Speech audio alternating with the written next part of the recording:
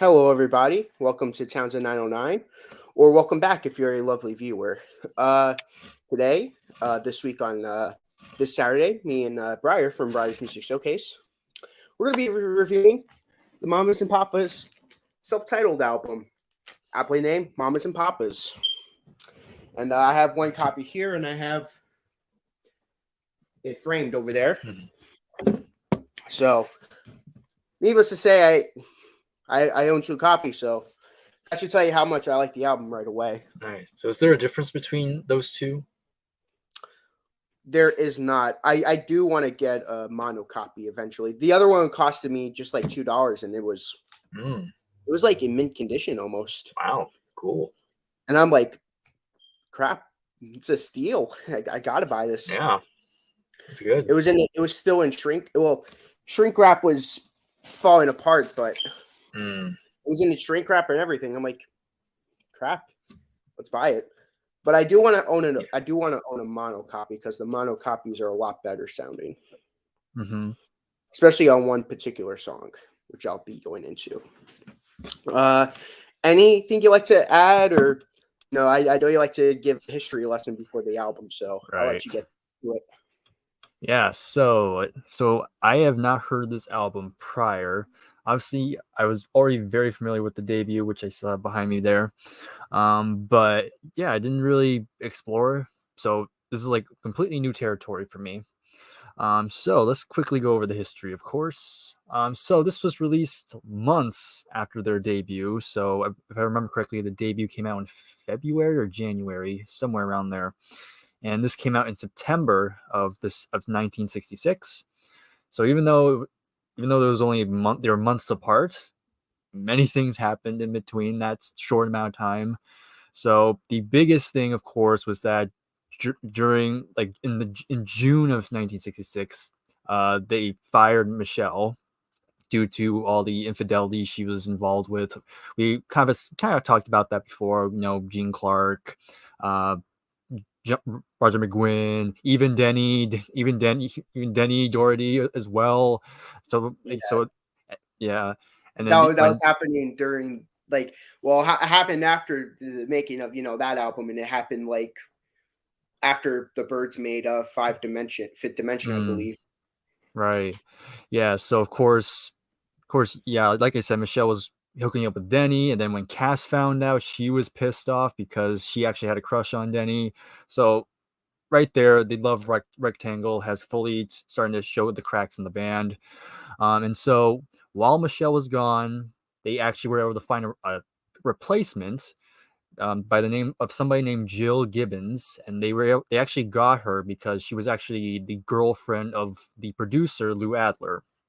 So yeah, Jill was part of the band briefly, which kind of brings up to the album cover. Of course, is that there's actually two versions of the album cover.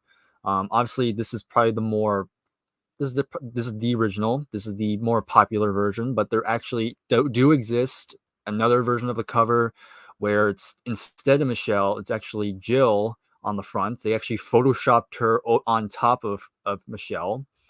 But then of course, they decided to bring Michelle back in the band, and so they kind of reinstated the original cover. And of course, there do exist. You can find the Jill cover, shall we say, but I heard it's a bit more rare and it's very pricey. So that's like for complete's sake. But yeah. But anyhow, so of course she was brought back into the band by the time this album came out, and so the album still did pretty well. Not as big as the debut, but it peaked at number 4 here in the US, so still very good album. And yeah, we'll see how I enjoyed this one. Of course, we all know Nick is a huge fan of this album, so yeah. Yeah, with the Mamas and Papas, I feel like what a lot of people think is like after I kind of felt the same way you did. Like I love the first album so much. I was very scared to go to the other 4 albums after that. I'm like, I don't know if I'm gonna like the other ones as much. I know this, yeah, like you said, this album. I mean, the last album's their highest peaking album. Went to number 1 in the U.S. This one went to number 4. Their next album, Deliver, which besides their fifth album, I think it's their weakest of the four, but it went to number 2, surprisingly. Mm-hmm. I'm like, I went to number 2 and not the self-titled. Interesting. And the Papas and the Mamas did the lowest out of their first four, only going to 15. It didn't even chart in the top 10. And then People Like Us got to 84, which I feel like was generous for that album. But having all that said, let's get to the track listing. First track on the album, No Salt on Her Tail. All right. So I think we definitely start on a very strong note. Really, right off the first, literally this first song really shows that this definitely has a different vibe than the debut. I think I'll talk about more later, but this definitely does have a different sound to it. Definitely has a much bigger.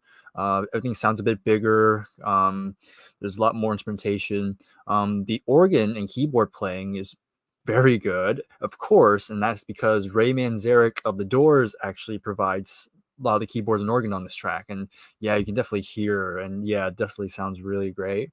Yeah, again, I don't have a whole lot to say, but it's a really good opening track. One thing that definitely caught me by surprise is I'm not sure how it sounds on record, but at least in this particular CD copy, is that at certain points, it starts out on this very good vibe, but then it switches for a keychain, and I don't know. For me, the switch up was when I first heard it, I thought the switch up was very abrupt. So it's like it started off with one thing, and then like all of a sudden it just switches to something different.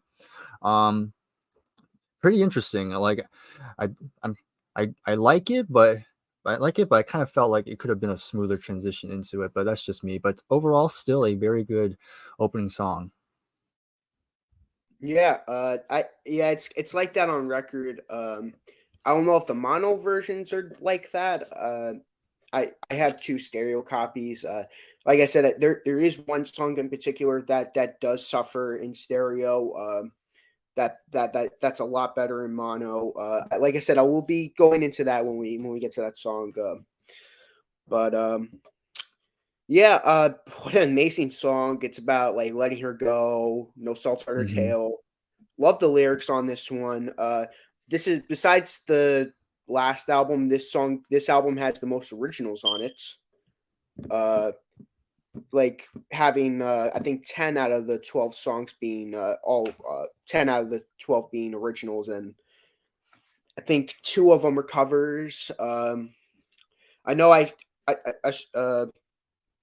her heart went still is a cover, and I know Dancing in the Streets a cover, but I'm very confident to say that the rest is all originals. I could be wrong though, but Okay. I think the writing definitely steps up. I agree. This definitely has a different mood to it. I think all their albums have like different moods to them.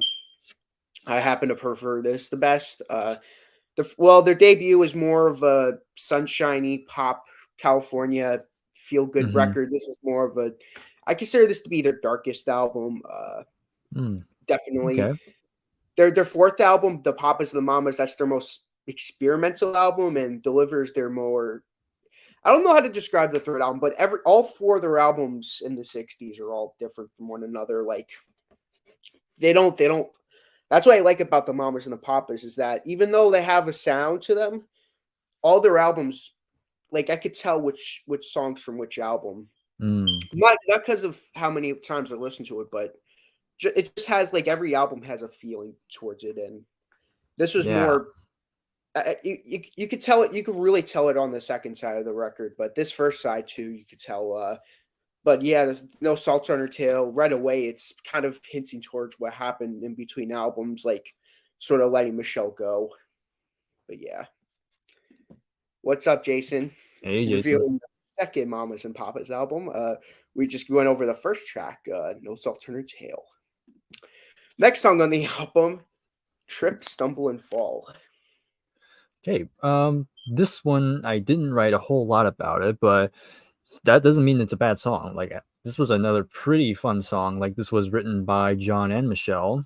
Definitely has a very catchy. I really like the chorus to it. You know, the whole like you're gonna trip stumble and fall. Like that's always kind of very catchy. Like I'll sometimes be hearing that song in my head periodically, like especially because I've been listening to this album quite a bit, kind of preparing. So yeah, that line gets played a lot. But yeah, it's a very nice, very definitely has a good commercial sound to it. Definitely has a very poppy feel. I noticed there was like a xylophone type of sound. I don't know if it's actually a xylophone, but it's actually has a. I really like the sound of it. I think it adds a little bit of texture to it. So yeah, very good song. Yeah, I love this song too. This is a fantastic song. I was afraid that this was gonna be one of the songs you'd be like, oh, this is kind of like what the Birds were doing with their jokey songs. I don't No, I like think it. yeah, no. I was Yeah, no, afraid you this were gonna was say that. actually yeah. I So want this to was blame. yeah, no. Sorry. Yeah, it's okay. Yeah, I wouldn't have blamed you for saying that, but yeah, I was like, oh man, Bryers probably gonna be like, oh, this is one of their this is the Mamas and Papas first song that's joking and all that. Yeah, no, I'm a I didn't really, yeah, no, I didn't really feel any jokiness to it. Like when the Birds did it, I knew it immediately. Like this one, they actually do it pretty smart. Like I didn't know it was supposed to be a joke, but it didn't. Like it just sounds like something I heard from the debut. Like it just has that very sunshiny pop feel, which yeah. I didn't really detect it. Is this supposed to be a Yeah, joke song? no, I was just nervous you were gonna think it was, but yeah, this I'm assuming this is also like most of this album that's all mostly written, especially on the second side, mostly on the second side, Mm, about the affairs and all that. mm. It's very mean spirited. I love how mean spirited it is. It's like you're gonna trip, stumble, and fall. My little brother thought it was a single at first. He's like, "Is this like Oh wow, the lead single for definitely the fast. album?" Yeah, no, I'm it like, definitely "No." sounds like a single. It Could does, have but been. it's not even a B-side. It's just Mm. an album track, and I know what the hit single off this is, but I mean I'm glad it is, but it would be cool if Trip Stumble and Fall was released as a single. It would have Mm. charted because it's very catchy, gets stuck in your head. Hmm. I agree with what you said, Briar. It's very catchy. Like sometimes I think about it. I love this track, and I'm glad you like it too. Yeah. Next song on the album, very takes things very slow on the next track. Dancing Bear. Yeah. So I'm not sure if it's true, but I heard Denny has said that this is one of, if not his favorite Mama and Papa song. And I can definitely see why. Like I really enjoyed his vocals on this one. Definitely has a more dreamlike effect. And there's some really great horns on this song. Again, I think you've summed it up perfectly. Like this is definitely has a darker sound to it, and this definitely has a more like kind of more mellow, more. There's definitely a different. You definitely hear a different tone to this song. I didn't really go in depth on the lyrics, but yeah, definitely sounds really great. Lots of layers to this song. But yeah, this was a pretty good highlight. This is a really good song on here. Definitely one of my favorites on this album. Yeah, it's brilliant song.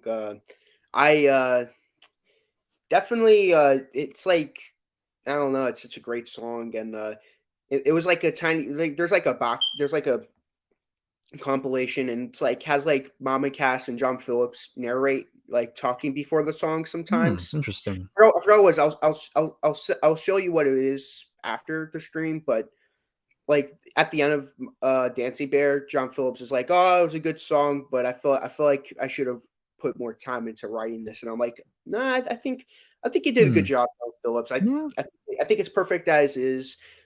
I think it's perfect. Like when I first heard it, I'm like, this is the Mamas and Papas. Like I obviously we all recognize Danny's voice, but when I Hmm. first heard the album, I'm like, this sounds very different from their first album, and it took me by surprise at first. Mm. It's not like I didn't like it at first. It was just so shocked at how different it was from their usual. Well, not usual, but from what their stuff before it was. Like it's the same band that was doing "You Baby," Monday, California Dreaming, and now they're doing Dancing Bear, and I'm just like, wow, they're like even in a span of like a couple, just like few months, their sound just evolved into something great like this, and very good. I love this track a lot. Again, Mm. I'm glad you agree with that. The song's amazing. Next track on the album is Mama Cass' lead vocal song, and that's "Words of Love." Not the Buddy Holly. It's not the Buddy Holly cover. It's not a Holly cover. When I first saw that, I'm like, did they really do a Buddy Holly cover? But when I heard it, I'm like, nah, this is not that. Okay. Okay. But yeah, like you said, Cass is on this track, and yes, sounds really nice. Really enjoyed her vocal on this one. Very playful song. Like this was supposed to be a message to men, being like words aren't enough, words of love isn't enough, something like that. You know, just Cass just being a little sassy, like she was known for, um, back then. But yeah, very fun song. I really like the piano. Has a very playful sound to it. And this got to number 5 on the charts, which is kind of pretty interesting. But yeah, this was a nice song. This was fun. I like that one. Yeah, I think it's an amazing song too. I think the song also it also sort of the song holds up to today, the lyrics and all that. Hmm. Especially nowadays, I'd say. Hmm. Obviously, not everyone's like that, but Yeah. Yeah. it Of definitely course. plays in today. Like, yeah, this song definitely holds up with how things are and all that. But yeah, amazing song.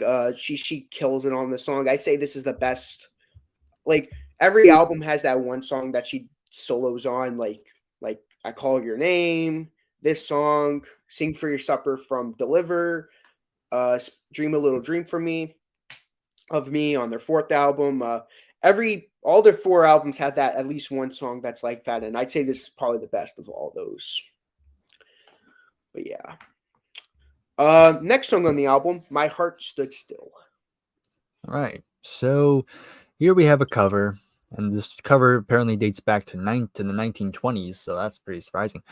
Um, yeah, this one was pretty good. It was definitely started pretty slow. Took a little bit, but then it started to pick up. Started to pick up a little bit later. There was some nice horns to this one. Definitely enjoyed this how the horns sound on this album. Again, adding that extra texture that that probably needed. But overall, this one was kind of more. This one didn't do a whole lot for me. I will say this one did rank this one kind of ranked last place comparing all the other songs. But again, doesn't mean it's a bad song. Just comparatively to the other tracks, I feel like this one didn't really stood out as much as the other songs did. But again, it's still a pretty good song. Yeah, this song's definitely grow. Well, it was a grow for me because every time I listen to it, like it's short, and every time I listen to it, I'm like, wait, what happened?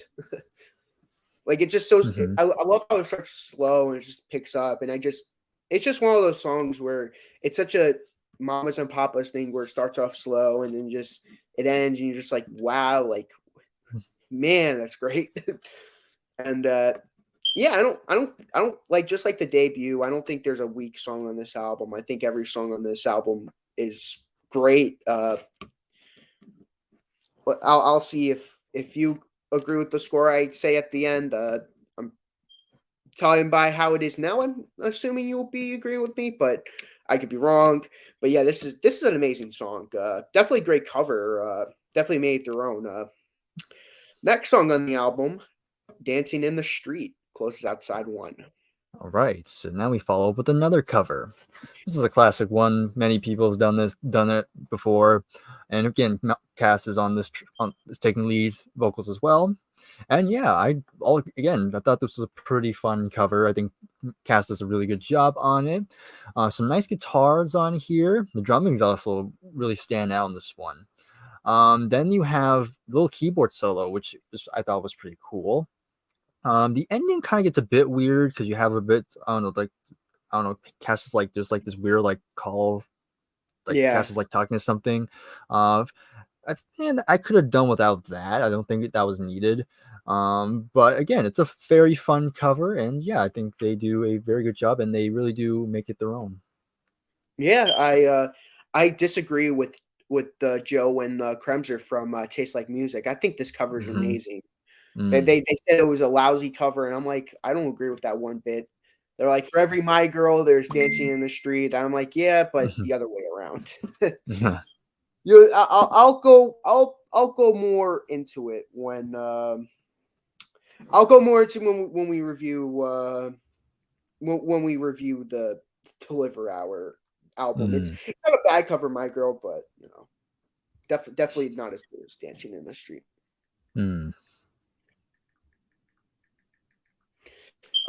Side 2 opens up with I Saw Her Again. Yep. So it's kind of ironic about this song is that this was credited to both John and Denny, even though this song was kind of about Denny, because this was kind of John kind of writing a song about his and Michelle's affair. So it's kind of like it's a little bit awkward. But regardless, still very good song. Like I think this was a single. This was one of the singles, right? This was the hit single off the album. This was the hit single. Yeah, I thought so. Along with Words of Love. Yeah, gotcha. But yeah, it's definitely a good song. Very catchy again. The whole melody just very good. Another one of those songs I kept playing in my head. And I really like the orchestration on this song. Like the string arrangement was kind of I think adds to the fullness to the track. But yeah, this is definitely another big standout song for me. Yeah, this is the reason why I even continued their discography. I heard this on the radio, Sirius XM, and I'm like, this is amazing. I kept playing because my father went to the grocery store, and I stood in his car, his truck. He had Sirius XM, and it was 60s on 6 before they switched to 60s oldies or whatever. I heard this on the radio. I'm like, this song's amazing. I got to listen to it again. And I kept replaying it. I think I heard the song like 8 times when I first heard it. That's how good it was. Definitely much better in mono though. This song is they bury the vocals on the stereo version. This is the one that I was talking about. The stereo version is a lot worse than the mono version. If you ever just look up the mono version, Bryers, it's a whole lot better. Okay. The vocals are a lot more upfront. It actually bothers me how bad the stereo version is in comparison. That's why I need to buy the mono version of the LP. Gotcha.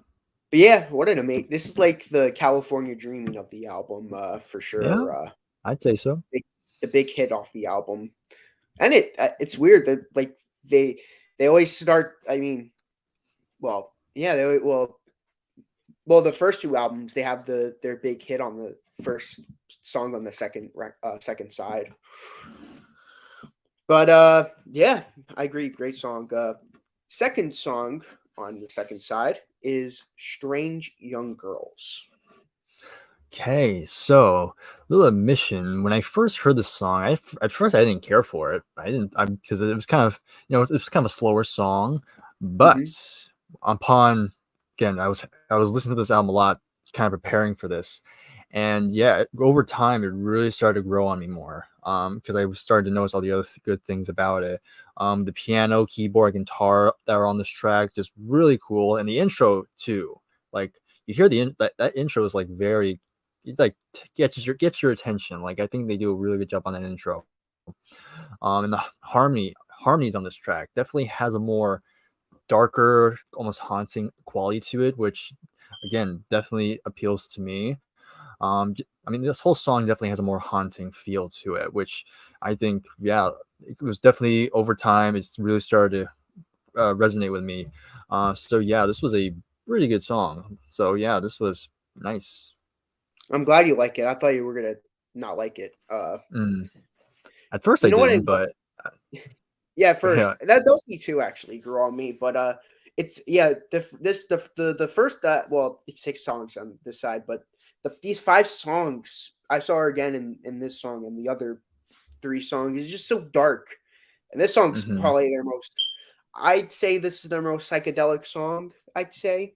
I'm not saying it's extremely psychedelic, but I could definitely see that they had Birds influence, Beatles influence. They definitely had a copy of Revolver and Fifth Dimension at the time for sure, because I could definitely see bits and pieces from both those albums on this song for sure. And I love the influence for sure. And at first I thought it was just like I always thought this as just like Revolver influence, but after listening to Fifth Dimension, I could definitely tell this is like them being inspired by that album as well. And I love this. Love this song, and I just love the way that their vocals just sort of end the song, and I'm just like, Mm-hmm. first time I heard it, it was just boring. But after putting headphones on and really listening to it, I'm just like, whoa, where did this come from? This isn't the mamas and papas that I remember. This isn't Spanish Harlem or yeah. Like I said before, this isn't what I'm used to. So man, it is brilliant. If you're a if you never heard this album before, more specifically, you've never heard that song before, definitely check it out. You'll be surprised. Next song on the album, I Can't Wait. All right. I believe John's on lead vocals on this one. If I'm not Yes, him mistaken. and Mama Cass are like duetting on this. Gotcha. Yeah. So we have John kind of in the lead and then Cass is here, but yeah, vocally very solid. I will say John's probably definitely the weakest singer out of the band, but he's not a bad singer. But that I think the other three, I think Denny and Cass definitely are the better vocalist. But that said, again, another very solid song. It's kind of another one of those songs that kind of ranked towards the bottom. Again, kind of comparatively. Just is more kind of your typical 60s pops song. But again, there's some really good musicianship on here. There's a really good guitar solo. Yeah, short and sweet, to the point, very nice. Good piano playing and drumming, again, good standout as well. And it's kind of because you also brought up how they can be pretty mean spirited. Like Mhm. they're literally the chorus of this, one of the lines here is like, I can't wait to let you down, stuff like that. Like that sort of thing. Like wow. But yeah, so that's kind of a little funny. But yeah, very solid song. Yeah. I love the song. These first, I mean, the five songs, it's like these five songs in a row. I feel like are the best songs on the album. I know you said it ranks lower on your list, but I can see why. I mean, all 12 of these songs are just so good. So I can't blame you for putting any of them lower because you know it's kind of hard to Yeah, they can't all be number one. So right. yeah, I love this song. It's just man, like I mentioned, it is very mean spirited. I can't wait to pack up to leave. I'm gonna pack up and leave your place or whatever. Love those lyrics. Yeah, like if you don't know the history of this album, you'll be like, what the heck are they singing about? But like Right. after like I like the songs before knowing the history of this album, but after knowing the backstory of this album, knowing all that, I'm like, wow, really puts a perspective on things. Yeah. But yeah, what a fantastic song. Next song on the album, Even If I Could. All right. So this was another song that grew on me the more I hear it. I think before it was kind of more middle of the road, but literally today, like just this morning, because I was listening to it one more time, like on this recent one, like this one really picked up. Like again, I really love the melody to it. Just has a much different melody to it, which very catchy, very memorable. It has a nice flute intro, which is definitely very cool. The horns again really step up here. Just everything else, the harmonies, harmonies as well, of course, really sound really great on this track. Yeah, this also was a pretty good highlight. So yeah, really, really good song. Yeah, yeah. This is another amazing song. I agree with you. This song is just man. I have no problems with any of these songs on this album. Like I know I'm not saying the most, but it's like this is like one of those albums where you gotta listen to it for yourself. I'm Mm, actually glad Garrett listened to this one before the debut because I prefer it, but he should listen to the debut. But if there's a Mamas and Papas album, like two Mamas and Papas albums that are essential to listeners. This one's one of them, and man, I love this song. I love John singing on it. I know he's your least favorite. He's my second least favorite. Obviously, you can't beat Denny and Mama Cass. Those two were still obviously the best two. I think Michelle's my least favorite of the lead singers, but that doesn't mean, just like you with John, that doesn't mean I don't like her at all. It's still really, she's still really good, but I like the way that that he sings. It's just he has a more softer voice than the others. But yeah, he sings really good on this song and really like it. Next song on the album's a heavy hitter. That kind of girl. All right, That Kind of Girl. Yeah, again, another pretty good song. This one I had the least to say about it. Again, doesn't mean it's a bad song, but yeah, it's just a very solid song. I really like the guitar solo in it. It's just another pretty good, again, 60s kind of poppy, sunshine sort of song. But yeah, it's pretty good. I just didn't have a whole lot to say about it. I actually think this is their one of their heaviest songs. They have a couple of heavier songs on the Papas and the Mamas. But man, I love this song too. Obviously it's about Michelle with her affair with McGuinn and not McGuire, but McGuinn and Clark and Denny. So that kind of girl, you're on your first, she's on her 12th. That's probably my favorite lyric off the song. It's just oh man, it's a crazy song. And when I first heard this song, I'm like, no way this is the Mamas and Papas. No way. This is too heavy for them. But then I listen to Papas and Mamas and I'm like, yeah, that's not the heaviest they're going, but still, it's crazy. Last song on the album, Once There Was a Time I Thought.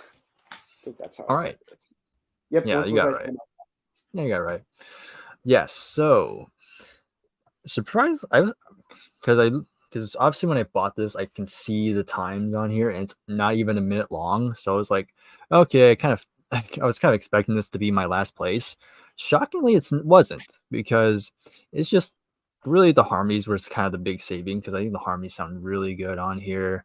Very nice, very kind of soft song to kind of close out. It's just a short acoustic number. I kind of wish it was longer. That's my big complaint. Like, I feel like I kind of would have liked it if they kind of expanded on it a bit more. That's just me though. Because these, like, I'm not a huge fan when albums close on like a minute little piece. I'm fine with it if it's in the middle of the album, but on the very end, I'm like, it could have ended on a bigger note. But again, didn't rank last place, surprisingly. But it was kind of more middle of the road. But again, it's not bad. It's not horrible. It's pretty good still. So yeah, that's my thoughts on that. Yeah, I love this song. When I first heard it, I'm like, wow, it's such a drastic change from the last song. Like, you have this heavy hitter, that kind of girl. She's one of those girls. And then like it just fades out, and then it's just like, once it was a time I thought that love could be totally bought. And I'm just like, wow, like the change between those two songs is just so drastic, and I love it. And this is probably my second favorite of their closers. They don't have any there's one closer that I have to say isn't good. I think you know what I'm talking about. Right, yeah. Yeah. John's toy box or music box. I'm like, there's a song they had called Glad to Be Unhappy, which is an amazing song. I think I showed you that one, right? I believe so, yes. That song's way better than that one, and that could have closed out the Deliver album better, but I'll go more into that when I get into it. But yeah, this is probably my second favorite of their closers. Way better than the In Crowd. I'm not a big fan of In Crowd, but this one's great. Even though it's really short. Yeah, that's it. Top 5 songs. Dishonorable song if you want, and a song that just barely missed off your top 5. All right. Yeah, I'll go for this one as well. I'm not going to give a dishonorable track because, again, I don't think there's a bad song on here. So Number 5, I'm going to have Trip, Stumble, and Fall. Number 4, Strange Young Girls. Number 3, Even If I Could. Number 2, I Saw Her Again. And number 1, Dancing Bear. And for an honorable track that barely missed the top 5, I have No Salt on Her Tail. Nice top 5. I'm glad Strange Young Girls really grew on you like that. Yeah. It was good enough to be in your top 5. Great. My number 5 is Strange Young Girls. My number 4 is That Kind of Girl. My number 3, Even If I Could. Number 2, I Saw Her Again. And my favorite song on the album, I Can't Wait. I just love how mean-spirited. Well, I just love how. Oh man, I've always loved this song. I love how Mama and Cass and John just go off each other so well. That's why it's my favorite. The song that just barely missed off my top 5 is Dancing Bear. Like I wanted it to be on there, but side 2 is just so good. I couldn't. I mean, once was a time I would say is second honorable. Like those two were contenders, but yeah. Yeah, and I don't have a dishonorable song either. This album's perfect. But yeah, what would you be rating this album? All right. Well, I think I already know how you're gonna rate it. Not gonna quite go that high. Again, very solid follow up to the debut. I think I still prefer the debut a little bit more because I think this album is not as immediate as the debut. Because with the debut, it's like it clicks with you right away. With this album, it definitely takes a bit more to kind of get used to the new sound that they're trying to do here, but still is pretty high for me. I'm going to give this a 9.5 out of 10.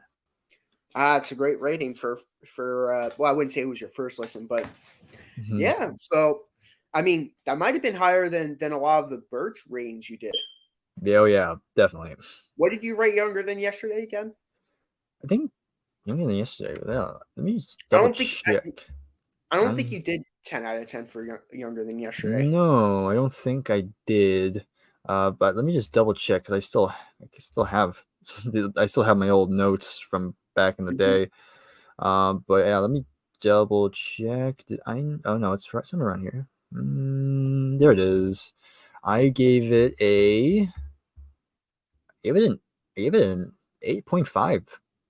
8.5? Yeah. You think you agree with that score still, or do you think maybe I'll say maybe a 9 out of 10. Okay. Yeah. I still know. I know with this album, Mamas and Papas, you say there's no weak songs. I know Younger Than Yesterday, you don't like CTA 102. So yeah, exactly. So I think that's why I gave it an 8.5 because of that one. But I think now it's Younger Than Yesterday is like a 9 out of 10 now, and yeah, and this is a 9. This is a 9.5. So I guess I guess by default I do prefer the Mamas and the Papas than the Birds. Like I'll definitely be listening to the Mamas and Papas more often, but yeah, that said, like still. I had a good video idea. If you're not busy, I wanted to do track versus track with there's a video as it should be with the Revolver versus Rubber Soul, and he ranked all the songs from worst to best. He had like the worst song against the worst song, and it went up. I was wondering if you wanted to do that with this album, like take the worst song from this album, have it against the worst song against the Mamas, and If You Could Believe Your Eyes and Ears, and pick a winner on that. But that's up to you. Yeah, maybe at some point we can do that. I give this album a 10 out of 10. I think I do agree with Bryers, though. I will give him the benefit of the doubt. I mean, he ranked it higher than every Bird album that he listened to. So I'm not upset with that at all. Everyone's entitled, but that should show you how good this album is, though. Yeah. He thinks it's better than the best Birds album. So take that if you will when you think of listening to this album. I agree. This is better than Younger Than Yesterday. This is one of my favorite albums of all time. So yeah, this album is so good. Thank you guys for watching this video. Anything you'd like to add before we finish off? No, not really. I got nothing else to say. All in that, I can't wait for next week. Yep. Next week, Saturday, we'll be reviewing their third album, Deliver. Wow, high scores. What does Briar know? I Just know. I'm smart. Yeah. Oh yeah, it also says he likes it better than Mr. Tambourine Man. I'm Maybe. joking. I don't think Jason's gonna care.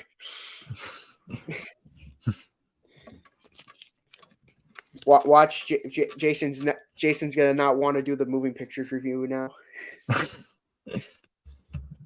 But in all kidding aside, this was a great album, great to review with Briar. Very excited for next week for Deliver.